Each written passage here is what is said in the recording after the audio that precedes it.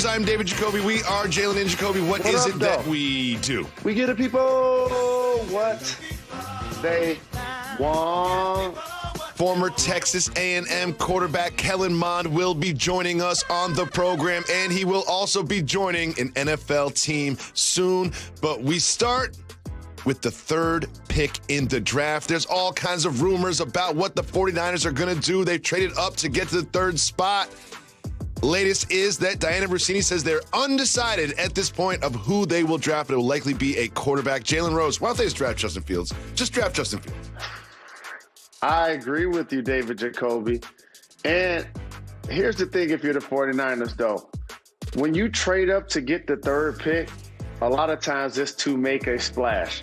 And it seems like Justin Fields is the guy that it's almost a safe pick for me in a lot of ways because he's played at Ohio State. He went against some of the greatest players in practice on a daily basis. I understand that when he's in the pocket, his accuracy is virtually second to none. Like, I've seen this guy with a clean pocket, Jacoby. He's going to pick you apart. And we've said on this show that they should take him. Why aren't they doing so? Why aren't they doing so? You tell me, Jacoby, why will they not do it? Just overthinking it. Latest is that Mac Jones and Trey Lance are sort of the top two that they're targeting. Jalen, who do you think they end up picking? We both think they should pick Fields, but who do you think they will pick? Trey Lance. Here's why. Just think about it. Mac Jones, you see him being a surgeon in the pocket? I just talked about Fields. It seems like Lance has become the combination of both. It's the guy that seems he can hit the home run, so to speak, with his arm and also with his legs. And if you're going to trade up, you want the guy that could be a dynamic, game-changing quarterback. And the people saying that, wow, he may be able to do some of the things that we've seen Patrick Mahomes do on the football field, the 49ers is like, we'll take him. So it's going to be interesting to see what they do. But I believe ultimately that's who they take of the three quarterbacks that we mentioned. Remember where you heard it first. Jalen Rose says that the 49ers will pick Trey Lance in the third spot of the NFL draft. As we mentioned, we have Kellen Mond coming on later on in the show, but now we turn our attention to the NBA, where we had a big game in Brooklyn yesterday, where the Nets had Kyrie and KD just absolutely cooking. They combined for, I believe, 67 points. Jalen, what do you think about Durant and Kyrie against the Suns? Jacoby, like literally watching these two guys play on the same team at the same time, you're a member of the Washington Generals. These guys are the Harlem Globetrotters. Seriously, you give one of these, like, ain't that Meadowlark Lemon? Is that Meadowlark Lemon right there playing in the game? How about that? Is that, look at Kyrie.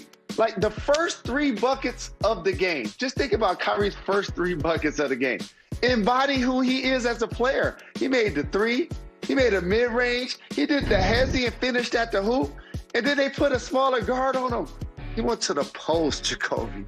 He went to the post. I mean, it's just nasty watching those two guys. And wasn't that KD's first game back? That was KD's first game back. He didn't look like he was off. He didn't even play the first quarter. He didn't play the first quarter. He didn't play the first quarter. 33 off the bench, and every bucket he got just looked so easy for him. It just looks so easy for him. And Jalen, I'm going to make you regret something because you fixed your lips and said into a microphone that the Brooklyn Nets are not going to win the East. And when you see these two, not even the three of them, when you see these two play together, you start to regret that a little bit, didn't you? Did you start to regret that a little bit? Well, what had happened was... What had happened was I made more popcorn. I'm like, hold on. I don't believe I'm seeing what I'm seeing. Like, look, KD mid-range, too. See, here's the thing. In an era where we started the show showing Steph Curry, the greatest shooter of all time with unlimited range, the easy money sniper, he does it in all phases. Everywhere. He does it in all phases. Puts his hand up in the air, face up, drops down. And you're right. I thought about my prediction, Jacoby. And then you know what else I did? I thought about the journey. And I thought about something. If they're not the number one seed, there's a chance they might have to face Bam in the playoffs in the Miami Heat. There's a chance that they might have to face Giannis in the Bucks. Milwaukee next, There's a chance they might have to face Joel Embiid in the Philadelphia 76ers. So no, I don't regret it just yet. Now, if Harden get back, Harden's coming back. If Harden get back, I reserve the right to assess the team at that point. Listen, you know they're coming out of the East, and we will see it as it plays out over the next couple months. But while there's so much attention in Brooklyn, none of it matters because the New York Knicks are the hottest team in basketball. They won again over the weekend against the Raptors. They're going to beat the Suns tonight to make it 10 in a row. And while you have the superstars in Brooklyn, none of it matters when the Knicks are good. This is a New York Knicks city, and the city's on fire because Julius Randle, Derrick Rose, Reggie Bullock, the Knicks, they might, you know what? The Nets might not come out of the East. It might be the Knicks. The Knicks are right now in the 4th spot, hosting a game 1 of a playoff series in Madison Square Garden. Put that stamp back up there again. You know what? They might as well just give them the trophy now. It's really about next season, who's going to come out of the West to face them in the finals next season, because this season's already a wrap. Look at Julius Randle do his thing. I can't front. One of the things that I missed in my life is all of my friends that are Knicks fans being enthusiastic about their team again. Like, I forgot how much I missed that in my life. As a former New York Knickerbocker, like Julius Randle getting MVP champs, David Jacoby. Just think about it. When he went to bed with his son the other night, he was like, I might be the MVP of the league. Just think about that. Right? Spike Lee is back at the games. Yep. Spike Lee did a LeBron going back to Cleveland. He was like, I know Dan Gilbert wrote that letter. I understand. But I'm going back home. Spike Lee, like, I know that they ain't let me go into that. I don't care what elevator you make me take. I'll take whatever elevator you want. I'm going to the game. This is my team. I done put this team in movies. I done helped build this brand. I was in the Garden when Willis Reed came out of the tunnel. This is my team. But how about they got a chance to go for 10 straight wins. Shout to Bullock. He's playing really good basketball, making his open threes. Quickly, you know what I thought about Quickly? You know what I love about him besides the fact that his middle name is Jalen? He's an irrational confidence guy. Confidence guy. When he got in the car the other night, he was telling his family, I'm better than Steph, and I'm better than Dame. That's what he was thinking. And I love that so much. That's what I like about this Knicks team. Like Chuck D from Public Enemy. Like, he's like you. So how many games are the Knicks going to beat the Lakers in the finals? Tell me what's going to happen in the finals, Jacoby. Go ahead and cook about your Knicks. Sweep in the finals. They're only going to play 16 playoff games. They're only going to play 16 playoff games. It's really bad for business. You know what I mean? Like, they might lose a couple just to get that TV money recouped for next season because the basketball-related income would be too low if they just swept the entire playoffs. I'm so excited about the Knicks. We talk about the Nets. We talk about the Knicks. Those are 2 of the top 4 teams in the East, and you would expect that the Boston Celtics would be in that conversation. You would expect the Boston Celtics would be at least in the 4th spot, but they are not. They lost yesterday to the Hornets, who played well. But my question for you is about the losing team. What is going on with the Boston Celtics? Jacoby, and we laugh and joke probably the first 10 minutes of this show. But now I'm going to say something that's really serious. Oh, no. I'm disappointed in Brad Stevens and the Boston Celtics this year. 56% of the time they've played basketball, they've been down at least 2 points.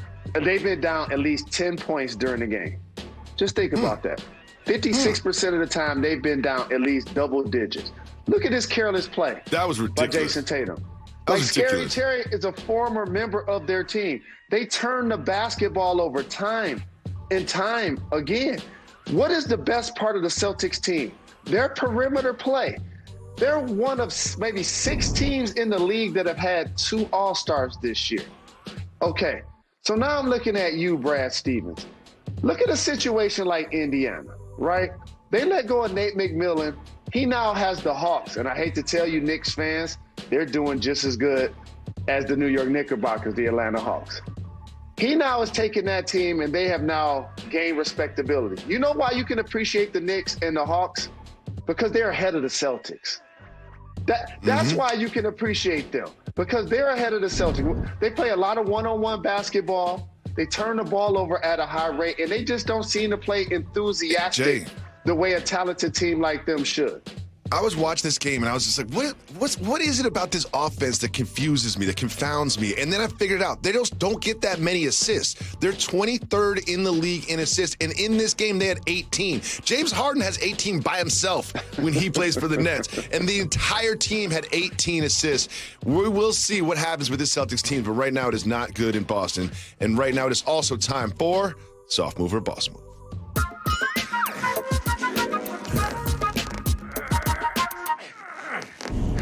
Jalen, there's a gentleman in Japan who had 35 girlfriends, and he told all of his 35 girlfriends that he had a different birthday date so he could get 35 presents from them. He is now being charged and prosecuted for this. Jalen Rose, soft move or boss move, having 35 girlfriends and making them all buy you fake birthday gifts?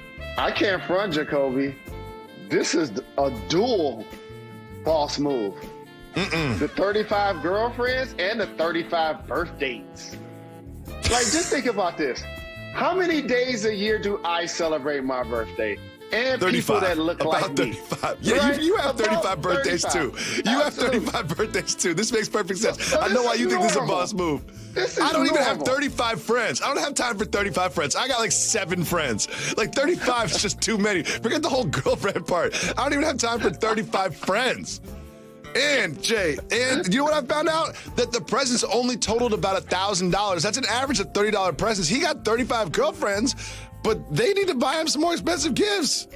My wife is spending more than $30 on my birthday. 35 instead of 5, 3, or 1. This totally makes sense now. This makes absolutely no sense.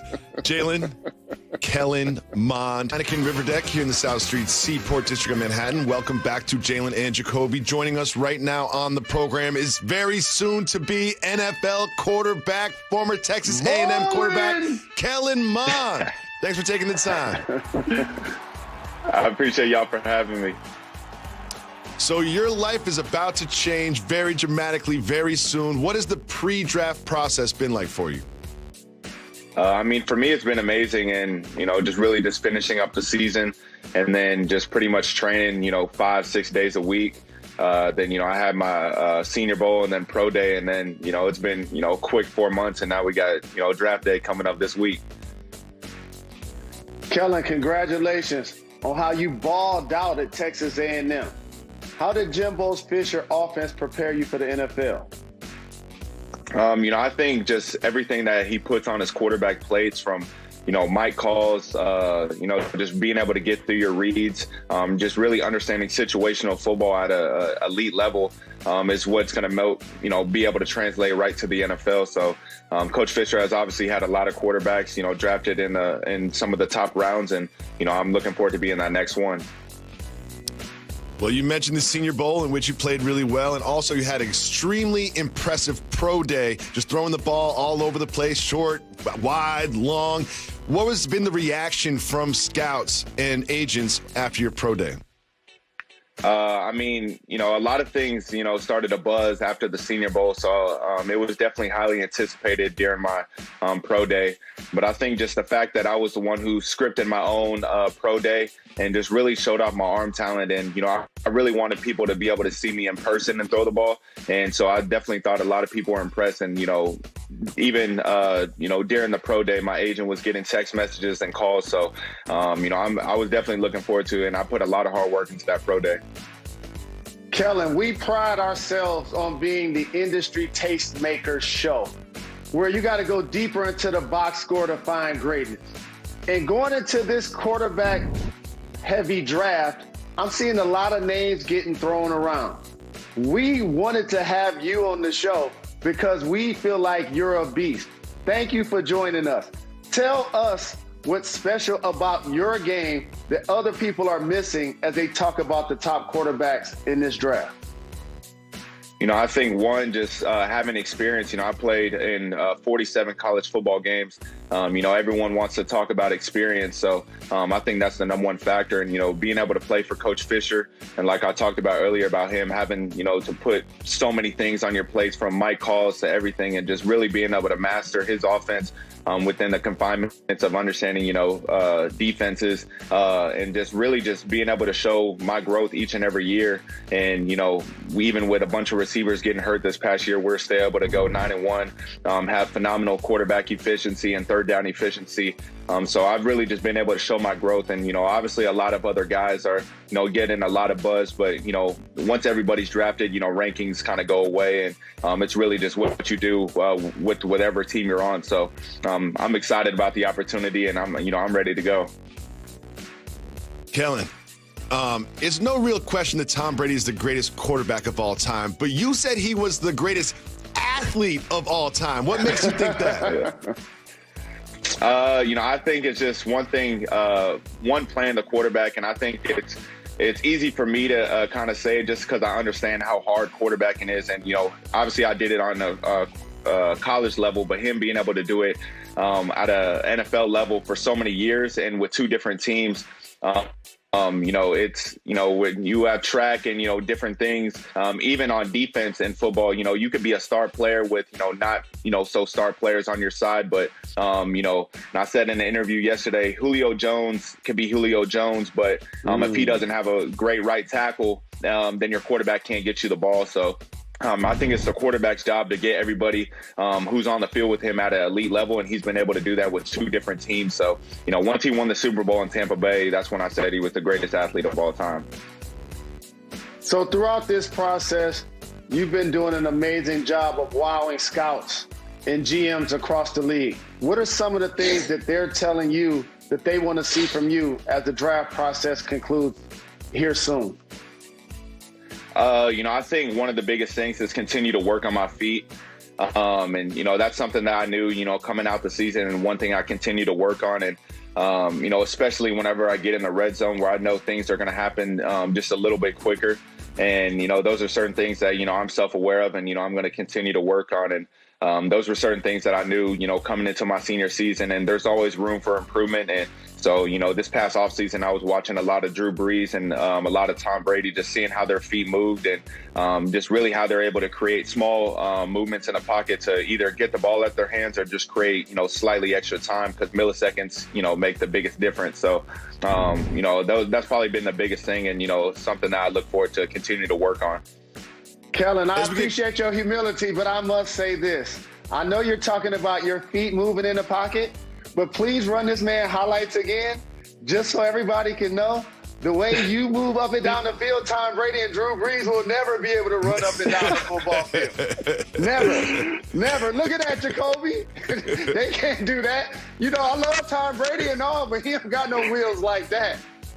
Yeah. Well, Kellen, thank you so much for taking the time in this very important week for you. We look forward to seeing you get drafted later on this week, and we wish you the best of luck. Jalen Jacoby, that man right there, Kyle Pitts, my favorite prospect in this draft, will be joining us tomorrow. Jalen, what are you going to ask him about? I'm going to ask him about Atlanta. I just want to talk to him about the A.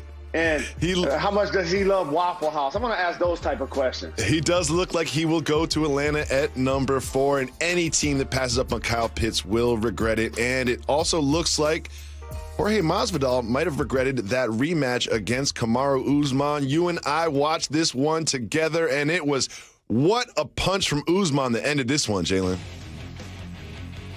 So this is when barking up that tree and having that tree falls on you goes wrong.